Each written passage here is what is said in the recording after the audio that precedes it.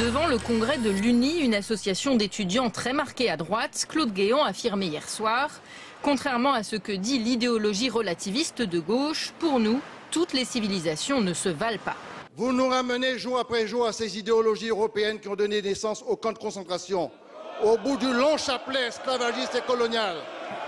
Monsieur Guéant, le régime nazi, si soucieux de purification, était-ce une civilisation?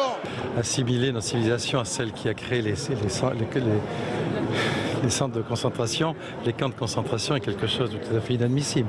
Nous sommes sentis insultés. Et il a été sans doute blessé et humilié, et il l'a dit comme ministre de l'Intérieur. Vous vous rendez compte, un ministre de l'Intérieur qui devrait mettre le pays en bon ordre, c'est sa mission, en tranquillité, viennent là attiser les feux de la division et de la discorde, ça suffit. Je dis ce que je pense, ce sont des principes qui me semblent avoir pour l'avenir de notre société une importance considérable et ça n'est pas du tout un calcul politicien. Je l'accuse de l'avoir fait de propos délibérés en sachant qu'il y aurait des fuites de manière à ce qu'il puisse lui occuper la case que ne pourra plus occuper Madame Le Pen, si j'ai bien compris, puisque tout est mis en place pour l'empêcher d'être candidate.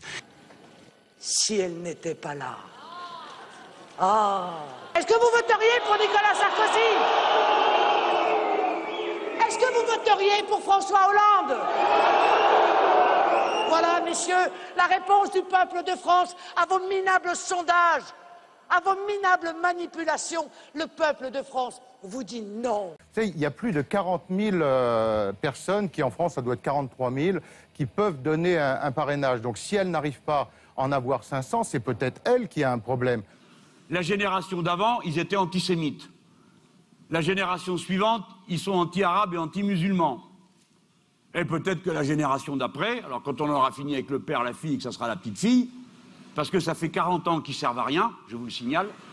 C'est traditionnel. L'extrême gauche aussi, elle crie beaucoup ici, mais elle ne mord pas. L'anonymat n'a pas sa place dans ces parrainages, c'est ce qu'a déclaré Nicolas Sarkozy ce matin au petit déjeuner de la majorité. Il a de curieuses manières, Nicolas Sarkozy, les Français l'ont observé, de mauvaises manières d'ailleurs. C'est étrange, il a fait annoncer sa candidature président de la République française par Angela Merkel. Enfin, c'est un secret pour personne. Qui a annoncé ma candidature non, pas du tout. Si vous vous présentiez, excusez-moi, j'ai oublié cette simple condition. J'en étais très flatté, très heureux, je n'aurais pas osé vous le demander. Pardon. Mais la question présentée comme elle était laissait à penser que vous étiez ma porte-parole. C'est dans le Figaro Magazine qu'il développe son futur programme. Avec d'abord la formation obligatoire pour tous les chômeurs, contraints d'accepter la première proposition d'emploi sous peine de perdre toute allocation. Et surtout annonce d'un référendum sur l'immigration. Des référendums?